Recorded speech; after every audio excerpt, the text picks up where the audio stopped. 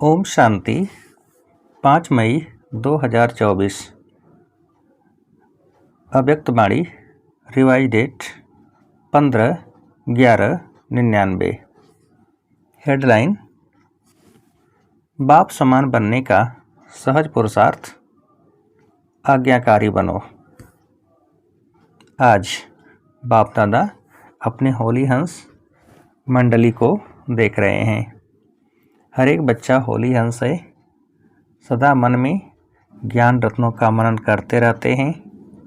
होली हंस का काम ही है व्यर्थ के कंकड़ छोड़ना और ज्ञान रत्नों का मनन करना। एक एक रत्न कितना अमूल्य है। हर एक बच्चा ज्ञान रत्नों की खान बन गए हैं। ज्ञान रत्नों के खजाने से सदा भरपूर रहते हैं। आज बाप दादा बच्चों में एक विशेष बात चेक कर रहे थे। वह क्या थी? ज्ञान व योग की सहज धारणा का सहज साधन है बाप और दादा के आज्ञाकारी बन चलना।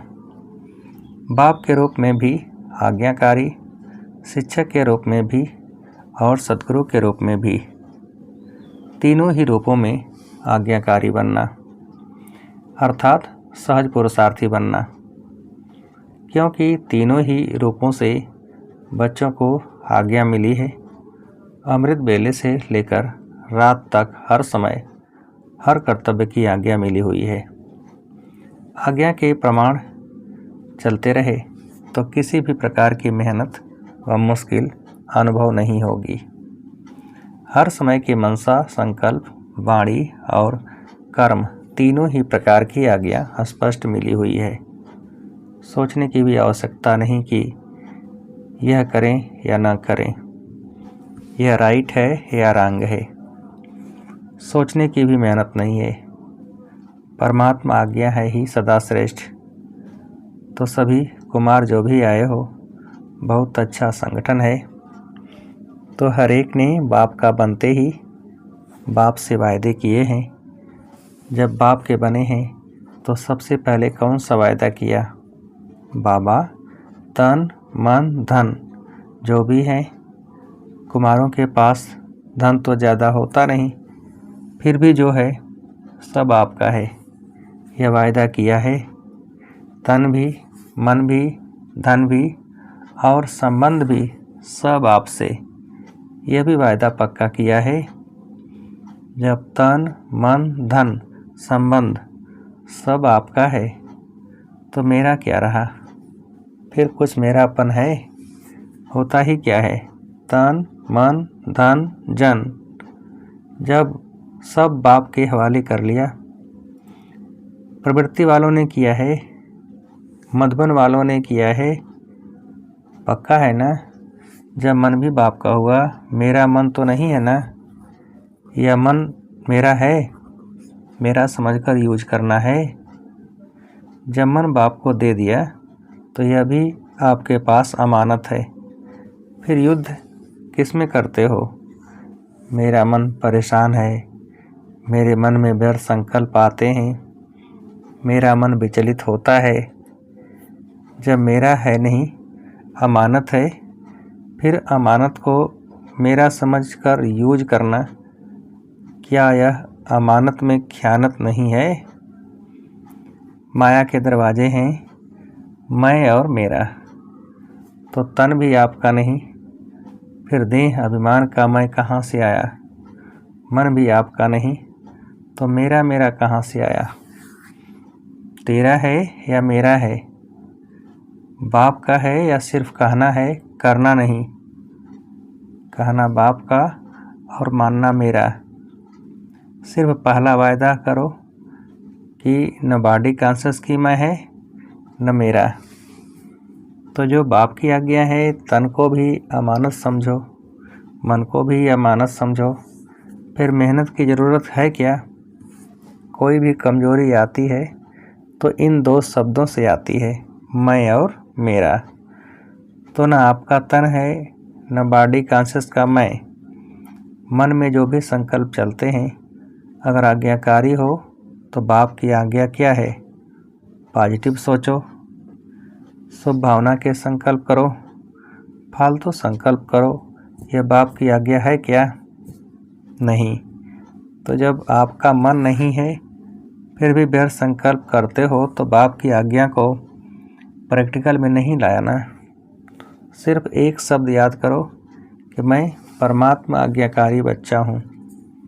बाप की यह आज्ञा है या नहीं है वह सोचो। जो आज्ञाकारी बच्चा होता है वह सदा बाप को स्वतः ही याद होता है, स्वतः ही प्यारा होता है, स्वतः ही बाप के समीप होता है। तो चेक करो, मैं बाप के समीप, बाप का आज्ञाकारी हूँ। एक शब्द तो अमृत बेले याद कर सकते हो, मैं कौन? आज्ञाकारी हूँ या कभी आज्ञाकारी और कभी आज्ञा से किनारा करने वाले? बाप दादा सदा कहते हैं कि किसी भी रूप में अगर एक बाबा का शब्द ही याद रहे, दिल से निकले बाबा, तो समीपता का अनुभव करेंगे। मंत्र मुआफिक नहीं कहो बाबा बाबा, वह राम राम कहते हैं, आप बाबा बाबा कहते, लेकिन दिल से निकले बाबा। हर कर्म करने के पहले चेक करो कि मन के लिए, तन के लिए या धन के लिए बाबा की आज्ञा क्या है। कुमारों के पास चाहे कितना भी थोड़ा सा धन है, लेकिन जैसे बाप ने आज्ञा दी है कि धन का पोता मेल किस प्रकार से रखो, वैसे रखा है या जैसे आता वैसे चलाते? हर एक कुमार को धन का भी पोता मेल रखना चाहिए। धन को कहाँ और कैसे यूज करना है, मन को भी कहाँ और कैसे यूज करना है, तन को भी कहाँ लगाना है, यह सब पोता मेल होना चाहिए। आप दादियाँ जब धारणा की क्लास कराती हैं तो समझाती हैं ना कि धन को कैसे यूज करो, क्या पोता मेल रखो। कुमारों को पता है पोता मेल कैसे रखना है, कहाँ लगाना है, ये मालूम है? थोड़े हाथ उठा रहे हैं, नए नए भी हैं, इन्हों को मालूम नहीं है? इन्हों को यह ज़रूर बताना कि क्या क्या करना है। निश्चिंत हो जाएंगे, बोझ नहीं लगेगा, क्योंकि आप सबका लक्ष्य है कुमार माना लाइट, डबल लाइट। कुमारों का लक्ष्य है ना कि हमको नंबर बनाना है, तो लक्ष्य के साथ लक्षण भी चाहिए। लक्ष्य बहुत ऊंचा हो और लक्षण नहीं हो तो लक्ष्य तक पहुंचना मुश्किल है। इसलिए जो बाप की आज्ञा है उसको सदा बुद्धि में रख, फिर कार्य में लाओ। बाप दादा ने पहले भी समझाया है कि ब्राह्मण जीवन के मुख्य खजाने हैं संकल्प, समय और श्वास। आपके श्वास भी बहुत अमूल्य हैं। एक श्वास भी कामन नहीं हो, व्यर्थ नहीं हो। भक्ति में कहते हैं श्वासों श्वास अपने इष्ट को याद करो।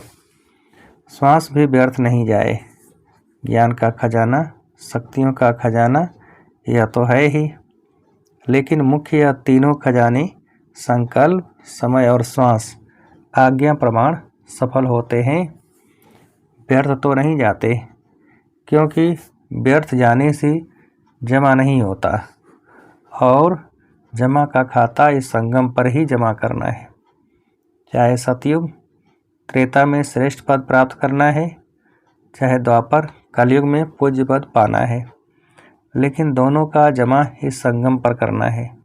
इस हिसाब से सोचो कि संगम समय की जीवन के छोटे से जन्म के संकल्प, समय, श्वास कितने अमूल्य हैं। इसमें अलबेले नहीं बनना। जैसा आया वैसे दिन बीत गया। दिन बीता नहीं, लेकिन एक दिन में बहुत बहुत गंवाया। जब भी कोई फालतू संकल्प, फालतू समय जाता है तो ऐसे नहीं समझो चलो 5 मिनट गया, बचाओ। समय अनुसार देखो प्रकृति अपने कार्य में कितनी तीव्र है। कुछ न कुछ खेल दिखाती रहती है, कहाँ न कहाँ खेल दिखाती रहती है, लेकिन प्रकृतिपति ब्राह्मण बच्चों का खेल एक ही है, उड़ती कला का। तो प्रकृति तो खेल दिखाती, लेकिन ब्राह्मण अपने उड़ती कला का खेल दिखा रहे हो। कई बच्चे ने बाप दादा को उड़ीसा के समुद्री तूफान की रिजल्ट लिख कर दी। यह हुआ। तो वह प्रकृति का खेल तो देख लिया, लेकिन बाप दादा पूछते हैं कि आप लोगों ने सिर्फ प्रकृति का खेल देखा या अपने उड़ती कला के खेल में बिजी रहे, या सिर्फ समाचार सुनते रहे। समाचार तो सब सुनना ही पड़ता है, परंतु जितना समाचार सुनने में इंटरेस्ट रहता है उतना अपनी उड़ती कला की बाजी में रहने का इंटरेस्ट रहा। कई बच्चे गुप्त योगी भी हैं। ऐसे गुप्त योगी बच्चों को बाप दादा की मदद भी बहुत मिली है, और ऐसे बच्चे स्वयं भी अचल साक्षी रहे और वायुमंडल में भी समय पर सहयोग दिया। जैसे स्थूल सहयोग देने वाले, चाहे गवर्नमेंट चाहे आसपास के लोग सहयोग देने के लिए तैयार हो जाते हैं, ऐसे ब्राह्मण आत्माओं ने भी अपना सहयोग, शक्ति, शांति देने का, सुख देने का जो ईश्वरीय श्रेष्ठ कार्य है वह किया। जैसे वह गवर्नमेंट ने यह किया, फलाने देश ने यह किया, फौरन ही अनाउंसमेंट करने लग जाते हैं। तो बाप दादा पूछते हैं, आप ब्राह्मणों ने भी अपना यह कार्य किया, आपको भी अलर्ट होना चाहिए। स्थूल सहयोग देना यह भी आवश्यक होता है, इसमें बाप दादा मना नहीं करते। लेकिन जो ब्राह्मण आत्माओं का विशेष कार्य है, जो और कोई सहयोग नहीं दे सकता, ऐसा सहयोग अलर्ट होके आपने दिया, देना है ना। या सिर्फ उन्हों को वस्त्र चाहिए, अनाज चाहिए, लेकिन पहले तो मन में शांति चाहिए, सामना करने की शक्ति चाहिए। तो स्थूल के साथ सूक्ष्म सहयोग ब्राह्मण ही दे सकते हैं, और कोई नहीं दे सकता है। तो यह कुछ भी नहीं है, यह तो रिहर्सल है। रियल तो आने वाला है, उसकी रिहर्सल आपको भी बाप या समय करा रहा है। तो जो शक्तियाँ, जो खजाने आपके पास हैं, उसको समय पर यूज करना आता है। कुमार क्या करेंगे? शक्तियाँ जमा हैं, शांति जमा है, यूज करना आता है, हाथ तो बहुत अच्छा उठाते हैं। अब प्रैक्टिकल में दिखाना, साक्षी होकर देखना भी है, सुनना भी है और सहयोग देना भी है। आखिरीन रियल जब पार्ट बजेगा, उसमें साक्षी और निर्भय होकर देखें भी और पार्ट भी बजावें। कौन सा पार्ट? दाता के बच्चे दाता बन जो आत्माओं को चाहिए वह देते रहें। तो मास्टर दाता है ना, स्टॉक जमा करो। जितना स्टॉक अपने पास होगा उतना ही दाता बन सकेंगे। अंत तक अपने लिए ही जमा करते रहेंगे तो दाता नहीं बन सकेंगे। अनेक जन्म जो श्रेष्ठ पद पाना है वह प्राप्त नहीं कर सकते हैं। इसीलिए एक बात तो अपने पास स्टॉक जमा करो। शुभ भावना, श्रेष्ठ कामना का भंडार सदा भरपूर हो। दूसरा, जो विशेष शक्तियां हैं वह शक्तियां जिस समय जिसको जो चाहिए वह दे सको। अभी समय अनुसार सिर्फ अपने पुरुषार्थ में संकल्प और समय दो, साथ साथ दाता बन विश्व को भी सहयोग दो। अपना पुरुषार्थ तो सुनाया, अमृत बेले ही यह सोचो कि मैं आज्ञाकारी बच्चा हूँ।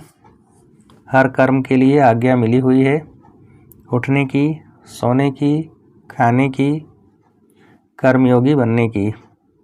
हर कर्म की आज्ञा मिली हुई है। आज्ञाकारी बनना यही बाप समान बनना है। बस श्रीमत पर चलना, न मनमत न परमत। एडिशन नहीं हो। कभी मनमत पर कभी परमत पर चलेंगे तो मेहनत करनी पड़ेगी, सहज नहीं होगा, क्योंकि मनमत परमत उड़ने नहीं देगी। मनमत परमत बोझ वाली है और बोझ उड़ने नहीं देगा।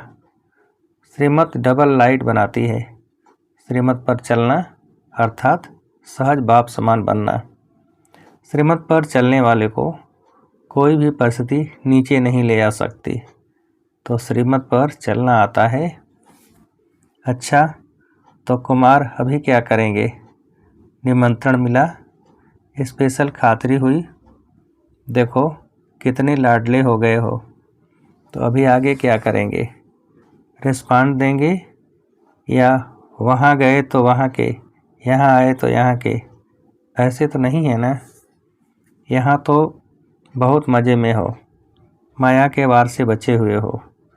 ऐसा कोई है जिसको यहाँ मधुबन में भी माया आई हो? ऐसा कोई है जिसको मधुबन में भी मेहनत करनी पड़ी हो? सेफ हो, अच्छा है। बाप दादा भी खुश होते हैं। समय आएगा जब यूथ ग्रुप पर गवर्नमेंट का भी अटेंशन जाएगा, लेकिन तब आएगा जब आप विघ्न विनाशक बन जाओ। विघ्न विनाशक किसका नाम है? आप लोगों का है ना। विघ्नों की हिम्मत नहीं हो जो कोई कुमार का सामना करे, तब कहेंगे विघ्न विनाशक। विघ्न की हार भले हो लेकिन वार नहीं करे। विघ्न विनाशक बनने की हिम्मत है? या वहाँ जाकर पत्र लिखेंगे, दादी बहुत अच्छा था लेकिन पता नहीं क्या हो गया? ऐसे तो नहीं लिखेंगे। वही यही खुशखबरी लिखो। ओके, वेरी गुड, विघ्न विनाशक हूँ, बस एक अक्षर लिखो। लंबा पत्र, ज़्यादा लंबा नहीं। ओके, अच्छा। मधुबन की भी विशेषता बाप दादा के पास पहुंच गई। मधुबन वालों ने अपना चार्ट भेजे हैं, बाप दादा के पास पहुंचे हैं। बाप दादा सभी बच्चों को आज्ञा मानने वाले आज्ञाकारी बच्चों की नज़र से देखते हैं। विशेष कार्य मिला और एवरेडी बंद किया है, इसकी मुबारक, विशेष मुबारक दे रहे हैं। अच्छा, हर एक ने अपना स्पष्ट लिखा है दादी से। आप भी रिजल्ट देखकर क्लास कराना। अपनी अवस्था का चार्ट अच्छा लिखा है। बाप दादा तो मुबारक दे ही रहे हैं। सच्ची दिल पर सच्चा साहेब राजी होता है। अच्छा, चारों ओर के बाप दादा के आज्ञाकारी बच्चों को, सदा विघ्न विनाशक बच्चों को, सदा श्रीमत पर सहज चलने वाले, मेहनत से मुक्त रहने वाले, सदा मौज में उड़ने वाले और उड़ाने वाले, सर्व खजानों के भंडार से भरपूर रहने वाले, ऐसे बाप के समीप और समान रहने वाले बच्चों को बहुत बहुत याद, प्यार और नमस्ते। कुमारों को भी विशेष अथक और एवर रेडी, सदा उड़ती कला में उड़ने वालों को बाप दादा का विशेष याद, प्यार। बाप दादा ने डायमंड हॉल में बैठे हुए सभी भाई बहनों को दृष्टि देने के लिए हाल का चक्र लगाया। बाप दादा का हर एक बच्चे से बहुत बहुत बहुत प्यार है। ऐसे नहीं समझें कि हमारे से बाप दादा का प्यार कम है। चाहे भूल भी जाओ, लेकिन बाप निरंतर हर बच्चे की माला जपते रहते हैं, क्योंकि बाप दादा को हर बच्चे की विशेषता सदा सामने रहती है। कोई भी बच्चा विशेष न हो, यह नहीं है। हर बच्चा विशेष है। बाप कभी एक बच्चे को भी भूलता नहीं है। तो सभी अपने को विशेष आत्मा हैं और विशेष कार्य के लिए निमित्त हैं। ऐसे समझ के आगे बढ़ते चलो। अच्छा, वरदान। सदा रूहानी स्थिति में रह दूसरों की भी रूह को देखने वाले रूहानी रूहे गुलाब भव। विस्तार। रूहे गुलाब अर्थात जिसमें सदा रूहानी खुशबू हो।